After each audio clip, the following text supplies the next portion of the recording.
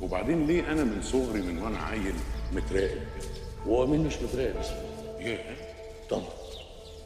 إذا كان ربنا سبحانه وتعالى مسخر لكل إنسان ملاكين بيراقبوه ليل نهار ما بيفرقوش كتافه.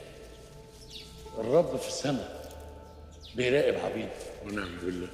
واحنا ايه غير بشر بنقلد الفكره. الفيلم كله عبارة عن أسئلة وملهاش إجابات، سابها أحمد مراد للمتفرج هو اللي يجاوب عليها بنفسه ويخلق جواه أسئلة ملهاش نهاية. وأحمد كان قصده من الفيلم إن هو شايف أي حد ممكن يكون من الأصليين، أي حد يبقى عنده السيطرة يقول إن هو على علم بكل حاجة فيعتبر هو من الأصليين. الاصليين مش مقصود بيه حد معين، الاصليين جهه خياليه اصلا. اللعبه كلها خياليه تماما، هو فيلم خيالي جدا ما بيرضخش لاي اسقاط على اي حد خالص. بس كل بني ادم هيلاقي فيها حاجه، كل بني ادم هو بيتفرج هيطلع المعنى اللي هو حاسس انه شايفه.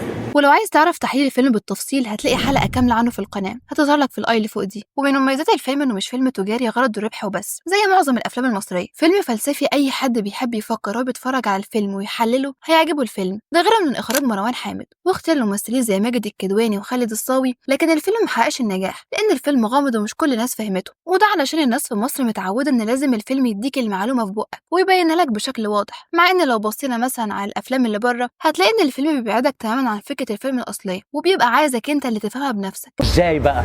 انا عايز حضرتك تقنعني ازاي؟ زي مثلا فيلم شاتر ايلاند، كمان في ناس ما حبتش الفيلم عشان نهايته كانت مفتوحه وغامضه وبس كده.